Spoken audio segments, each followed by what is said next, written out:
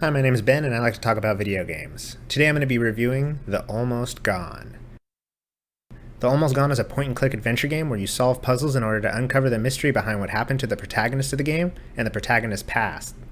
The world of The Almost Gone is displayed through dioramas that are snippets of different locations of the protagonist's life and places that relate to the protagonist. From the zoomed out angle that the camera has, the game looks great, but once you get in close to some of the models, their simple look doesn't hold up. As a matter of fact, there are times when the models don't seem to have enough detail on them to look as good as when they do zoomed out. For the most part though, the game looks good. There is a bit of a disconnect with the visuals of the game and the mood and theme of the story. I don't like knowing much about my games before I go into them. When looking at this game's Steam page, and without reading that much, I took this game to be maybe lighthearted or maybe even a fun adventure. This isn't farther from what The Almost Gone is. The Almost Gone is a sad, dark game.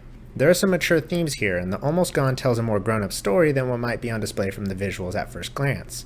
The darker tone is more apparent when you actually hear the ominous soundtrack that the game has that fits the story a lot better than the visuals do. The game actually kind of scared me a couple times, but I'm a bit of a pansy when it comes to any slight horror in games, so take that as you will. The game starts you off fast and gets you into the mystery of this diorama set that you now live in.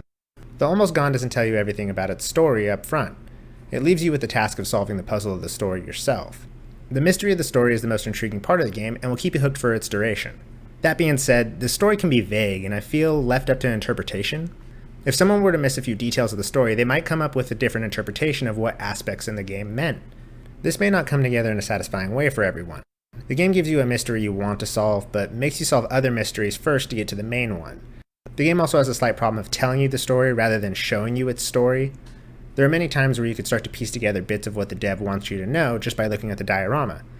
Then when you click on the item, the protagonist just tells you what it all means, which is kind of disappointing. Speaking of the protagonist, they are a very depressing character. I mean, they most likely have clinical depression, but everything they say usually has some sort of sadness to it. I don't think these issues ruin the story of The Almost Gone, but I don't really think it helps them out too much either.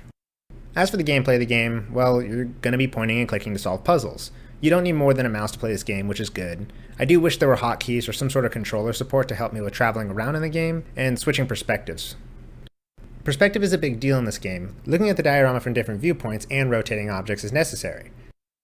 The levels at times need you to solve puzzles linearly, meaning one after another, but most of the time they have an open design, which is pretty good. Puzzles, or in this case adventure games, shouldn't make progress to the game constantly hidden behind one puzzle after one puzzle. Having more freedom to solve puzzles in a different order can help you if you ever get stuck on one particular puzzle. With the slightly open levels of this game, you can come back to puzzles you didn't really understand later with a fresh mind. Not that you'll need it. This game's puzzles never really challenged me. I'd never felt stumped because of a puzzle, and I've honestly solved puzzles just by clicking on everything, and I'd solved a puzzle before I even knew what I needed to solve.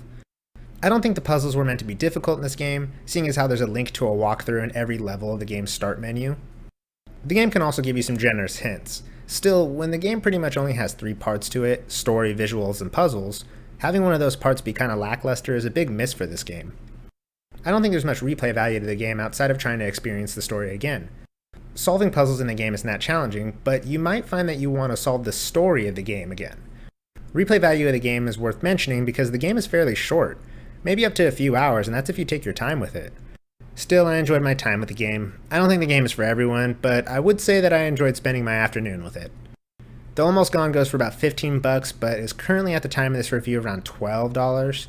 I still think $12 is a bit of a stretch for this game, but I can recommend it to anybody who already has an interest in the game. If I had to score it, I'd go with a 3 out of 5.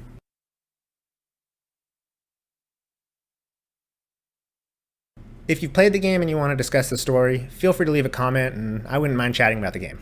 Have a good one, guys.